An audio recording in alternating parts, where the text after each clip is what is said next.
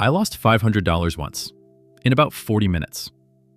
And the money, honestly, was not even the worst part. The worst part was how confident I was going in. So it is Tuesday night, 11 p.m. I am lying in bed with my laptop open and I find this YouTube video. Guy is standing in front of a red Ferrari talking about something called pips. I had absolutely no idea what a pip was. I watched the whole video anyway. Then I watched 4 more. By about 2 in the morning, I have somehow opened a demo trading account, and I am sitting there staring at this screen that genuinely looks like the inside of a spaceship. Red and green candles going everywhere, numbers jumping around like they are having a party I was not invited to. I hit buy on the euro, because why not? 4 minutes later, I am up $12. It was not real money. Demo account. Nothing about it was real at all. My heart was racing like I had just discovered electricity. I genuinely sat there at 2 in the morning and thought, why does anyone have a job? Like, why are people waking up at 7 a.m. and commuting and sitting in traffic when this thing exists? That thought, that specific 2 a.m. thought, cost me a lot more than $500. Because here is what I did not understand yet. That feeling, that rush from the $12 win on fake money, that is not an accident. That is the product. The demo account, the Ferrari thumbnail, the guy telling you he turned $50 into $50,000. All of it is engineered to get you to that exact feeling. And then deposit real money, which I did the following Tuesday. $500. Sent it over like an absolute champion. I was wearing pajamas. I was eating cereal at midnight. But in my head, I was basically running a hedge fund. I am going to tell you everything that happened after that. Every single mistake. Every moment I thought I was finally figuring it out. And the one thing that eventually actually worked. Not because I found some secret strategy, but because I finally stopped looking for one. I am Marcus Webb, and this is the $500 lesson I genuinely wish someone had given me for free. Sitting in a real trading account now. I feel like a businessman. I am wearing pajamas, eating cereal at midnight, but in my head, I am basically a hedge fund. The 3 weeks before I deposited that money were something else. I was not sleeping properly. I was watching videos about moving averages and RSI and support and resistance and something called Fibonacci retracements, which I could not spell and could not explain, but was absolutely convinced was the key to everything. I printed things out. I highlighted them. I had a folder, a physical folder for trading notes that I made myself at home. And then I found it on a trading forum at about 1 in the morning. A strategy with an 87% win rate, posted by someone with the username FXKing2009. I laminated it. I am not joking. I went to an actual print shop. I paid real money. I laminated a trading strategy posted anonymously on the internet by someone who called himself FXKing2009. He has not posted since 2011, by the way. FXKing2009 is gone, vanished into the internet, left nothing behind except my laminated strategy and some unanswered questions. So I sit down. I have my laminated sheet right there beside the laptop. I enter my first real trade on the British pound. It goes red, instantly. Not a little red, aggressively red, like it saw me coming specifically. I remembered a trading guru saying you need diamond hands. Hold through the dip. Trust the process. So I held. I watched $80 disappear in 40 minutes. I could not move. I could not close the tab. I just sat there, watching the number go down like it had a personal grudge against me. The laminated sheet did not help, in case you were wondering. FX King 2009 had not accounted for this scenario, apparently. And here is what I understand now that I completely missed then. I was not trading the market. I was trading my own emotions. Every single decision I made was either chasing a feeling or running away from one. The industry knows this. They have known it for decades. The demo account that makes you feel like a genius. The forum strategy with the suspiciously high win rate. The guru telling you to hold when every rational instinct you have is screaming, get out. All of it is engineered around one simple fact. Human beings are genuinely terrible at sitting with uncertainty. And trading is basically a machine that produces uncertainty on a minute-by-minute basis. I was not ready for that. Nobody mentioned that was the actual game. FX King 2009 certainly did not include it in the laminated sheet.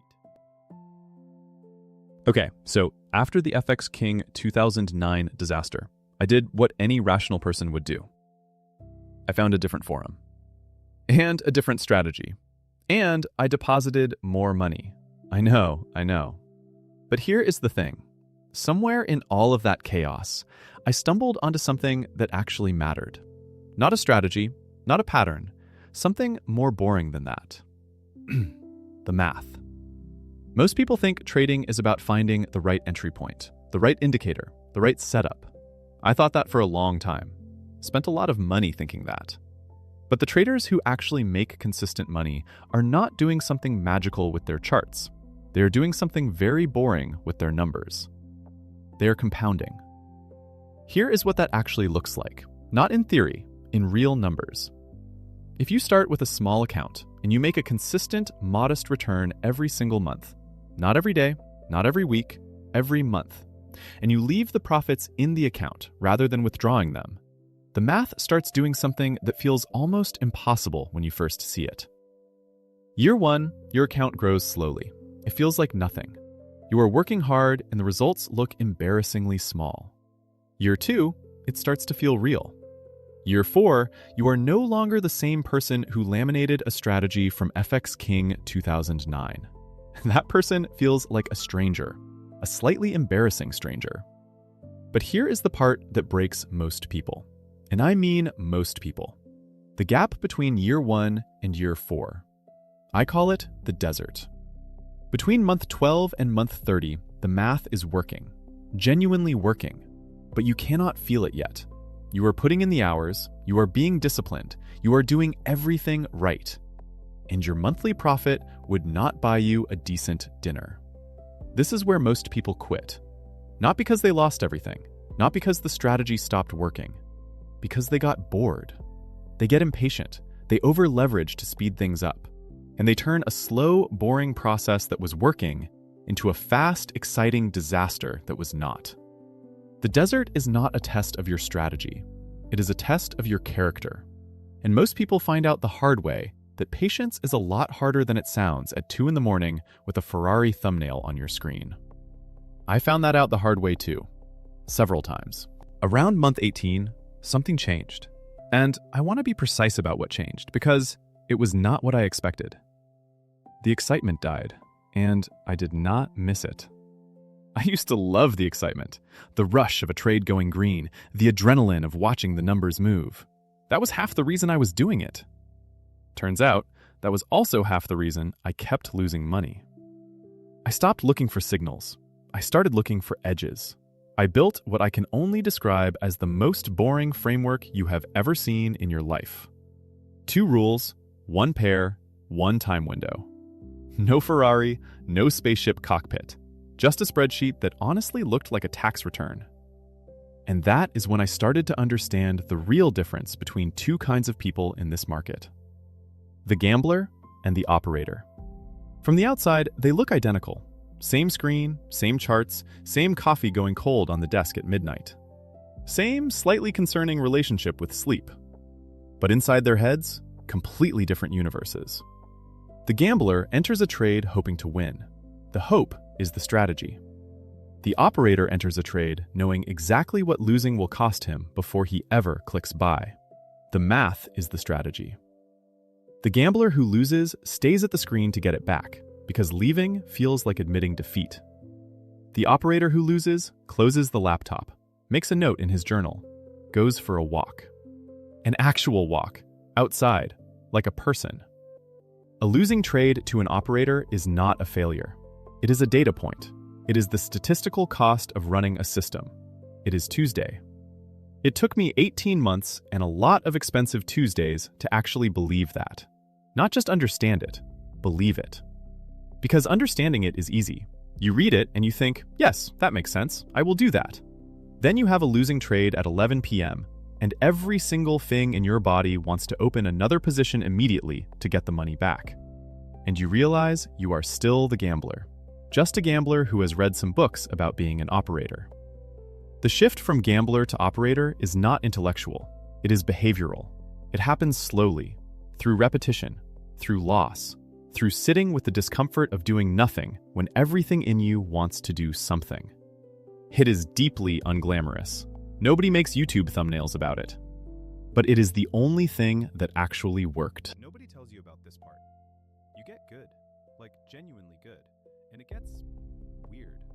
Not bad weird, just nobody around you speaks the same language anymore. You are managing real money now, some of it yours, some from people who watched your track record for months before they trusted you with a single dollar. Which felt amazing, until I realized it also meant I could not have a bad month without someone sending me a very politely worded email. You stop talking about trading at social events, not because you are humble, because you tried once.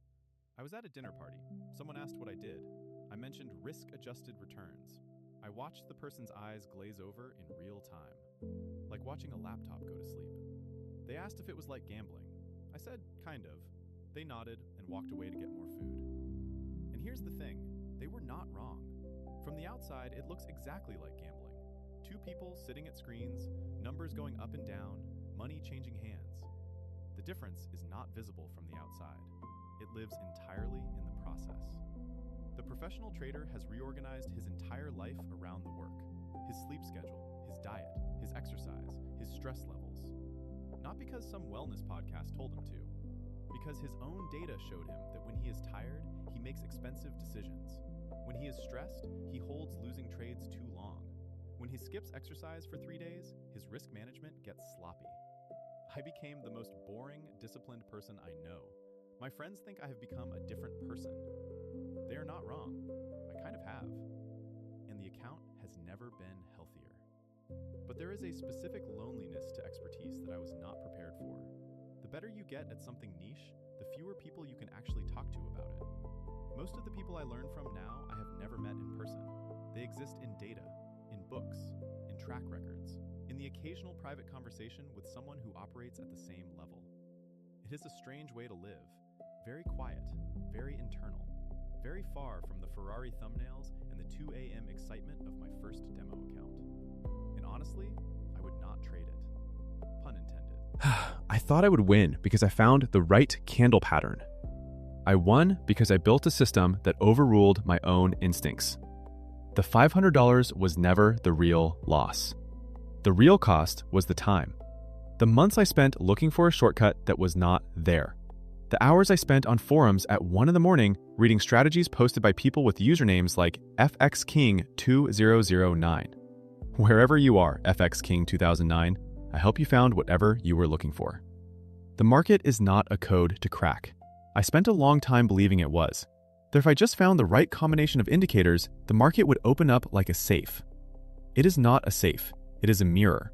It shows you exactly who you are when things go wrong, how you handle loss, how you handle uncertainty, how you behave when nobody is watching and the number on the screen is going the wrong direction at midnight. If you are thinking about starting, or if you already started and you are somewhere in the middle of what I described, the fever dream phase or the desert, I want to tell you something honest.